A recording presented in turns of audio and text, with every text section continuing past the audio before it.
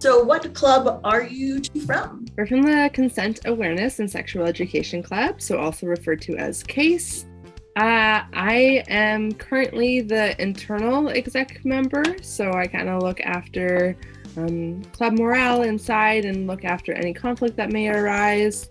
I'm the communications committee head, so that's kind of just around social media, communicating with the community, any educational graphics, that kind of stuff. And we have a small team that works under that. How did this club come to be on campus? So I believe it was 2013 that two students, Emily Leadham and Ellen Bolger, both started CASE just based on the lack of consent education that they were noticing both in public schools and universities and just around in and around Calgary.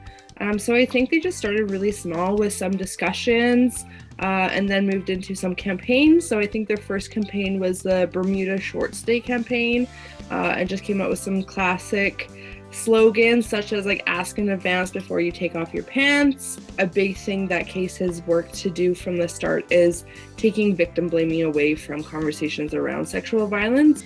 I've been with CASE for 3 years now, and I think the reason I keep coming back is that there's just so much community care, and it's really focused on having, discussions and education and creating spaces where people can be comfortable to talk about these really hard and traumatic subjects. And so I really love the community aspect. I also saw the lack of consent awareness and the consent education, not only on campus, but in my own personal relationships with friends and family.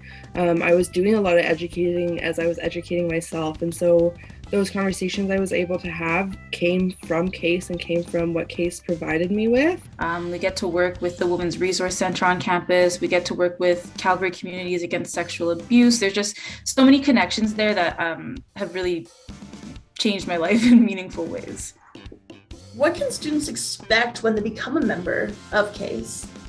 CASE's whole thing is focused around perpetrator-focused approach to sexual violence prevention.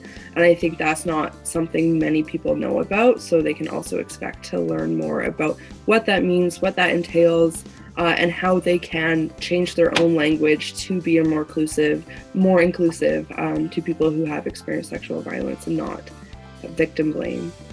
That extra kind of layer of support that you get with being with CASE, whether that's, support for someone who's experienced sexual violence, or maybe someone who knows someone who's experienced sexual violence, or just support of having people to talk to and discuss, like I said earlier, these hard topics, but like important topics to talk about. And I think whether you're part of our club as an executive or as a general member who comes out to events and stuff like that, both have aspects of support, which is great. And just that learning layer as well. How do people become a member of CASE? So currently, when we're in person, we often have booths and stuff, and people can come talk to us and become a member in person. But with everything being online at the moment, you can join us through Club Hub. And so if you search up the Consent Awareness and Sexual Education Club on Club Hub, there'll be a button that says join at the top, and people can join that way. Is there a cost or a membership fee? There's not currently, right? No, we've tried that in the past, and then that's something else that's kind of evolved throughout my 4 years. We determined we didn't feel comfortable actually asking for membership costs, just because that can be a barrier for some folks, and we didn't want folks to feel like they had to. So we have just eliminated membership costs and do fundraising in other ways when needed instead. Any clubs, classes, fraternities, anything on campus that want consent awareness training, we provide that for free to anyone on campus who wants that.